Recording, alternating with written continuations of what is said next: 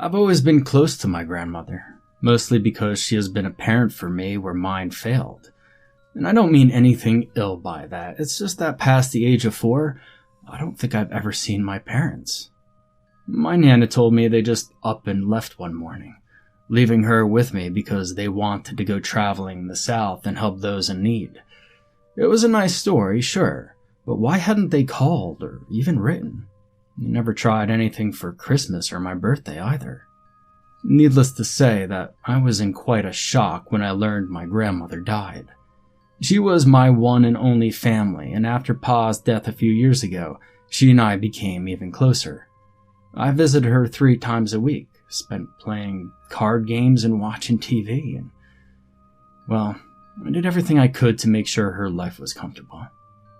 But at some point, I even offered to pay for her to go into a retirement home where people would take care of her every day.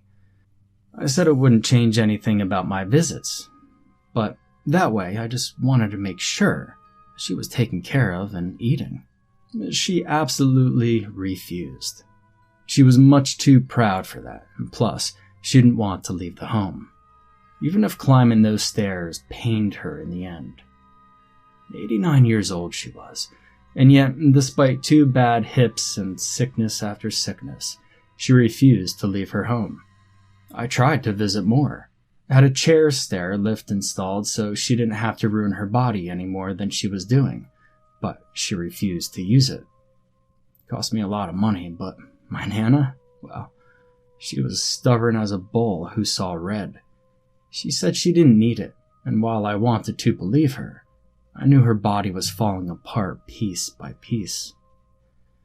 And you know, she used to weigh about 270 pounds. Jolly eyes, rosy cheeks and double chins, the whole shebang. Her skin was soft and she smelled like lilacs in May, thanks to one of the several creams she used to keep herself in shape. Her hair was dyed a strange shade of red that seemed orange in the lighting, and she always painted her lips red. The home I grew up in still smelled of sweet dough whenever I visited. And there was always a cake or at least some muffins on the counter whenever I was there.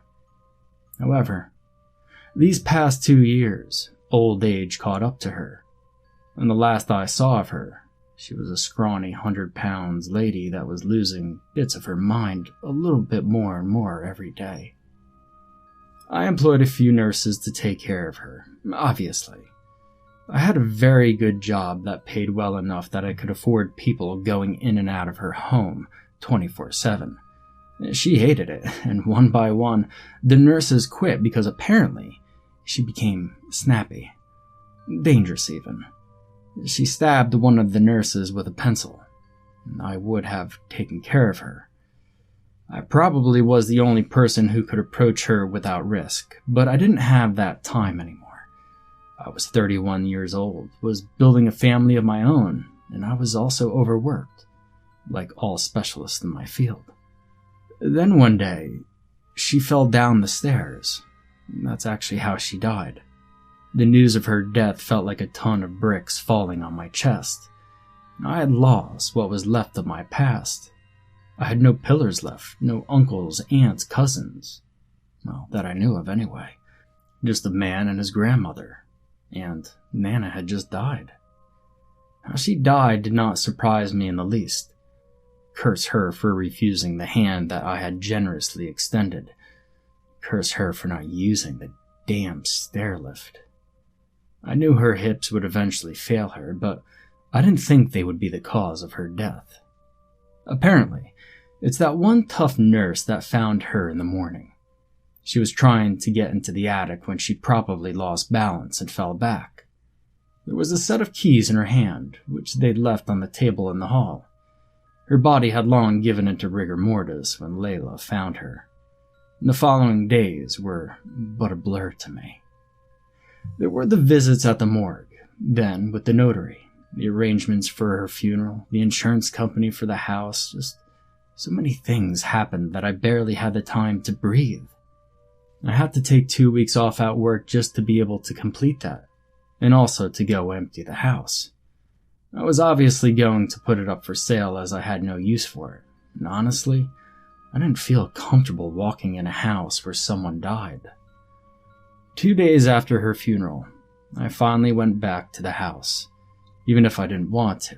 Even if I could have had someone else take care of emptying the house, I wanted to go through her things first. I didn't want her memories to be touched by a bunch of strangers. I would keep what was relevant to me and our family, and the rest I would give away in donations. So I started in the basement and went up to the ceiling. Within the first half of the day, I had emptied the basement entirely, put everything in boxes marked for donations. And there wasn't much in the basement since it was rather cramped. I don't even know how long it's been there, but from the sight of that chicken, it had to have been a few years. And quite honestly, I doubted she even went into the basement anymore since Pa's death. And then there was a closet, but it was full of Pa's old hunting outfits, boots, an abandoned 12-gauge shotgun, and a few fishing rods. I decided to keep the fishing rods because I loved to go fishing with my Pa, and thought it would be good for me and my son, once he was older, obviously. The shotgun, though, I was probably just going to sell. So I packed the rods and shotgun in my car and moved on to the kitchen and the living room. Outside of a few pictures of the living room, everything else wasn't much personal, and could easily be handled by movers who would bring those things back to the donation centers. And someone would make better use of those old couches and that old box TV than I would.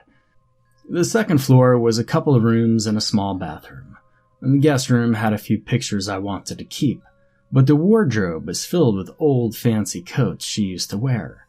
I put a black fur coat aside for my wife, but the rest I would donate. And the same thing happened in her room.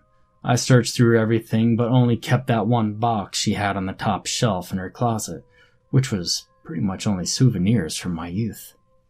And all that was left was the attic, and I wonder what it was she was looking for up there that ended up killing her. I climbed the stairs, one hand on the rail as I looked at the door that led into the attic. Then, I looked back to where she fell.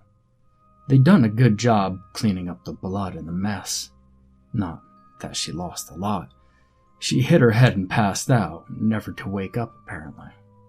They said she didn't suffer. I'd like to believe it was true. With a heavy sigh, I pushed open the door leading to the attic and entered it. It was dark, dusty, and smelled like mothballs. I wasn't particularly fond of it, but it's exactly what you'd expect a grandmother's attic to smell like. Closer to the entrance, the boxes were filled with her and Pa's souvenirs. Hunting trophies, fishing victories on pictures, pictures of their wedding, and an old wedding dress. The further I went, the more I discovered about her. She liked the Beatles and had a lot of vinyl records of them. There's also a picture of her with the ugly one, which I can't remember the name of. I think he was the drummer. She was dressed as a waitress, so I imagined she met him while she was working and asked for a picture. It was pretty nice.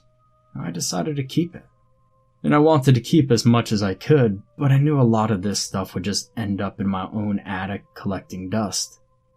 But then, I started finding strange things in the boxes. There was a box I was sure belonged to my mother. The pictures were more recent, and the woman in the pictures didn't look like my Nana. 3 boxes were filled with clothes, and I'm pretty sure none of these had been worn by my grandmother. I also found men's clothing, but Pa was really scrawny, and these jeans were a size 36. They definitely weren't his. Then, I found police reports by the dozen. The dates on them approximated the date my parents left. Some things about a drug ring, the murder of a guy named Charles L. Edwin. I'd never heard of him before. I became absorbed in reading the reports. And after a couple of hours of reading reports, I realized that my parents were not humanitarians, and that if they fled the country to go to South America, it wasn't because of a strong need to help their next. They were literally on the run. I swallowed that pill hard, but since I hadn't seen them in over 28 years, I couldn't really bring myself to care. My thoughts were all on Nana and how nice she had been to keep that away from me. If I had a good life today, it was because she took care of me. I probably wouldn't have a really nice life and a great job if my parents had taken me with them on their escape. It was a good thing that despite their criminal minds, they had enough judgment not to bring a child into that mess. But as I kept finding boxes and boxes, I realized there was more to the story. I kept reading reports about how they had been sighted in the area in the first few years. Some had even claimed they saw them in that very house, through a window in the attic. I stared up at the window and down the rest of the attic. There were a few boxes I hadn't gotten to, but when my eyes laid upon that old cedar chest, my heart tightened. I didn't know why I felt so frightened just looking at it. For all I knew, it was a box full of my old toys, memories of my childhood and whatnot. It was a few feet in front of me, but the closer I was getting, the stronger the scent of mothballs. To keep it untouched by wood-eating bugs, my Nana probably shoved a lot in there. The scent was suffocating even, but there was something else behind that scent. Another one I couldn't exactly identify. My heart hammered against my ribcage as I approached the chest, my gaze locked firmly into the fake gold metal plating lining up the cedar. I passed a hand over its dusty surface and my eyes found the lock. I tried to open it, but it was locked. The key couldn't be far, and then I remembered. The set of keys on the table in the hall. Same set of keys she had died with. There was something in that chest that she wanted to look at before dying. Swallowing heavily, I climbed down the stairs and grabbed the keys from the small wooden table near the stairs, and then climbed back up. My heart was in my throat, and I'd started sweating. I was nervous, frightened, and part of me was angry, but I didn't know why just yet. The keys fit like a charm in the lock, but I didn't open it right away. I could feel myself tremble. Cold, gross beads of sweat rushed down the length of my spine. I didn't know what to expect once I lifted the lid, but once I did, I could tell you, it wasn't what I was expecting. I was expecting a secret, but nothing as big and heavy as that one. I'd found 2 skeletons covered in hundreds of mothballs. I didn't have to put 2 and 2 together to understand that I was staring at my parents. I didn't know if my pa was in on it, but my Nana, my sweet Nana, was the reason I grew up without parents. Below their ribcage I could see a file, and I grabbed it. I read it within a couple of minutes. It was a confession. She explained how she had poisoned them, put them to sleep and locked the both of them in the chest. They fell asleep and never woke up. Died of suffocation, she guessed. My parents were ready to flee to South America with me to avoid prison. I found 3 old, yellowed travel tickets, 2 adults and 1 child for Panama. And in that confession letter, my Nana explained that she did everything for me.